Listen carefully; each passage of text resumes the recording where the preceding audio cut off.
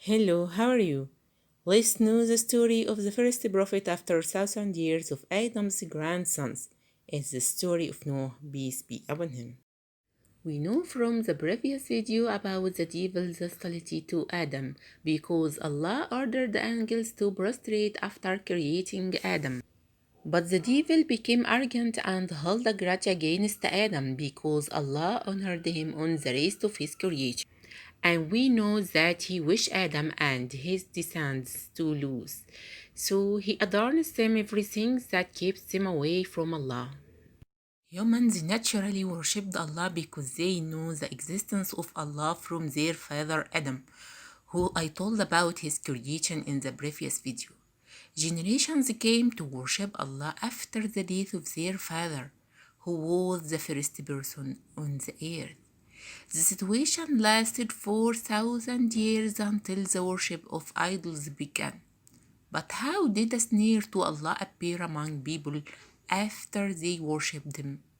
Over the years, whenever a righteous dies, statues are made for them to celebrate their memory, and ultimately future generations begin to worship them and treat them as deities. They believe that these gods would bring them good and protect them from evil and fulfill all their needs. They gave them the names of their idols like Yahud, Ya'uq, Nasr.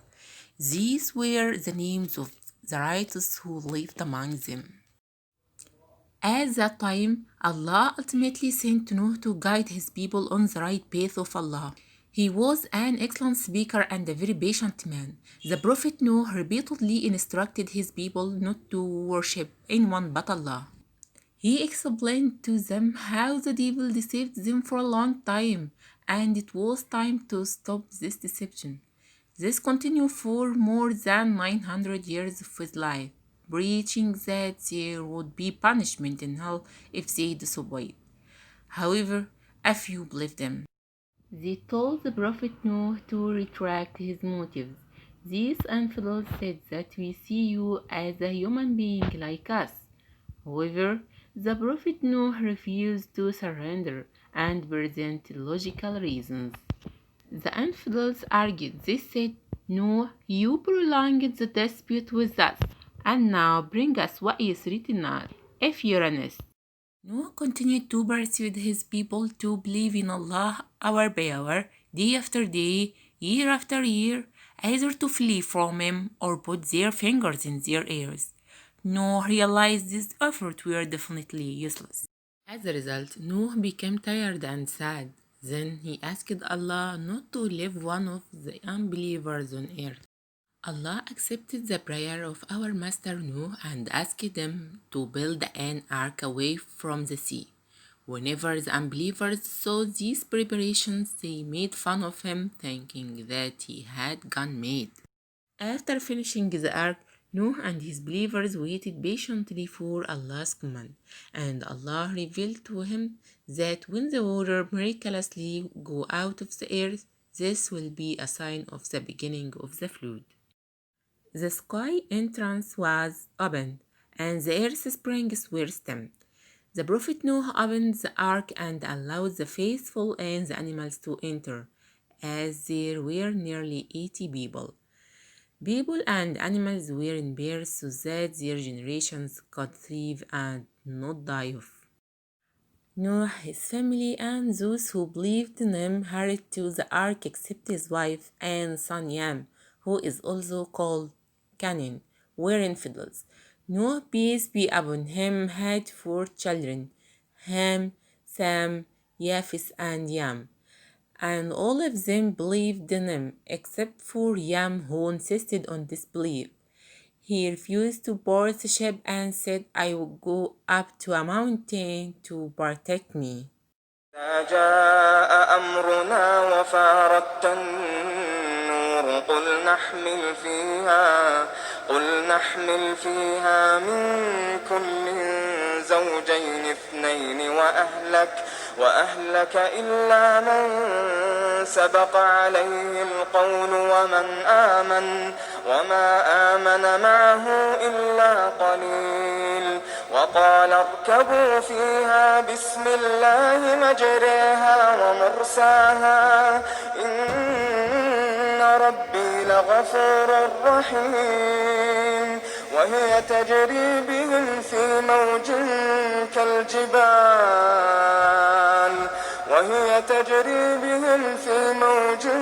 كالجبال ونادى نوح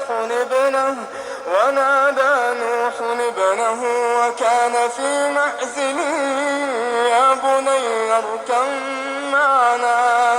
يا بني اركب معنا ولا تكن مع الكافرين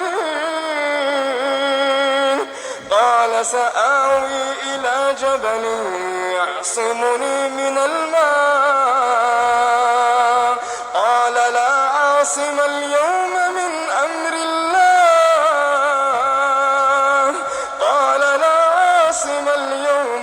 أمر الله إلا من رحم وحال بينهما الموج فكان من المغرقين وقيل يا أرض ابلعي ماءك ويا سماء أقلعي وغيض الماء وقضي الأمر واستوت على الجودي وقيل بعدا للقوم الظالمين. Before the flood, the inhabitants of the land were limited to Noah's people who inhabited the valley between the Tigris and Euphrates. Therefore, the flood didn't affect this region, unlike the Israelis who say that the flood affected all the land. It is not reasonable that this would happen. Was Noah's ark able to carry elephants and spices found in the forest less extinction? Noah lived a long life. He was a prophet by 50 and called his people 950 years and lived after the flood about 350 years, meaning that he lived the longest period that a person lived on earth.